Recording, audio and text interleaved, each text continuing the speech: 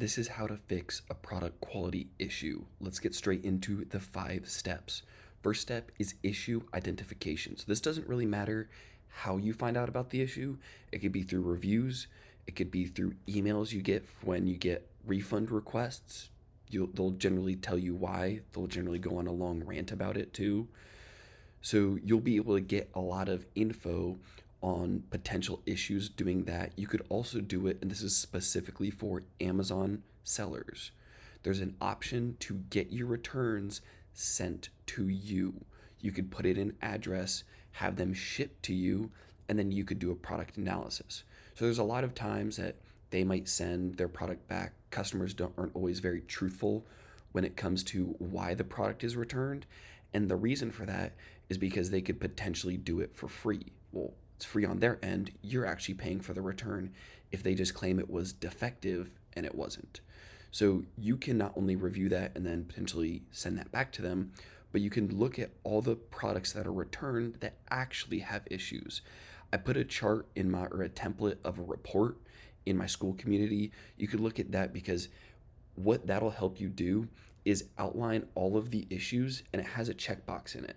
So you could say, if you're looking at, let's say, 30 items, 30 units were sent back to you, you can have a checkbox of which issues each of them have. If half of them, if you're doing blenders and their motor is broken, you could X off each of the ones that have broken motors, or their power adapter was torn up or doesn't work.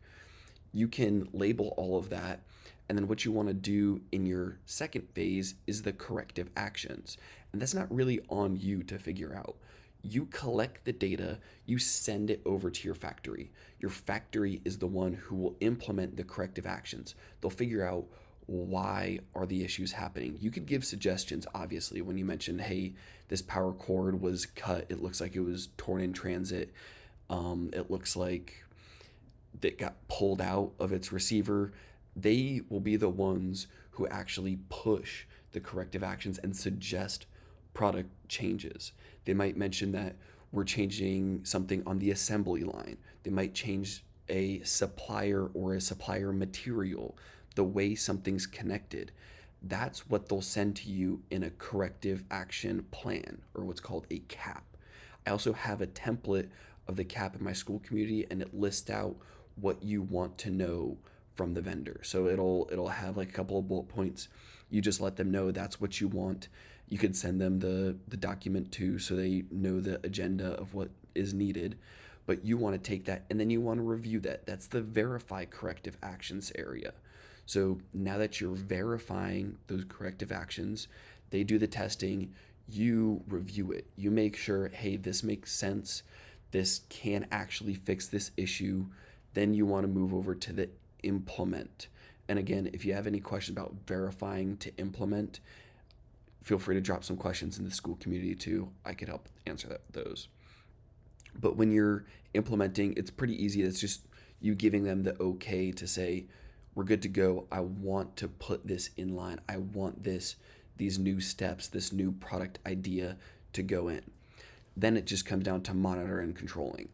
That's where you're really just breaking down, and you need to have a system to review these. So if you have, like I mentioned back in the issue identification, there were a couple different ways. You had the reviews, the refund emails, and just the return product.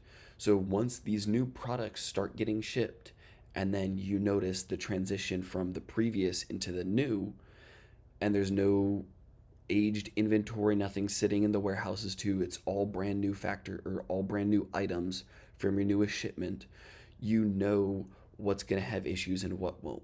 So then any time that more items get refunded and returned to you, then you can see whether it's the new product or the old product. The best way to do this is have them identify a new batch number somewhere on the product. Maybe it's on the law label, maybe it's on a tag somewhere, maybe it's just a serial number written out. You want to have something you could identify the new product versus the old product. That way you can gauge whether this was after the implementation or before, because then if it was after and you're still having the same cord get pulled out, then you need to go back through this process again, work with them, say, hey, we didn't get it right. How can we fix this? How can we get it right next time? And you're basically just going through this process over and over to have a completed product. So the best way to do this is, in my opinion, to look at those returned products. And if you don't have time for that, you don't have the know-how, or you're busy doing other things, join my Skool community. I'm helping people do this right now for free because I need some case studies on this process that I could help save thousands in returns. So please join there. I could do this whole process for you and help you out. And I have two other videos, one other video on compliance testing I'll link here, and another video that has an example of a product breakdown straight off Amazon on how I actually look at these reviews to potentially identify these issues. Thank you.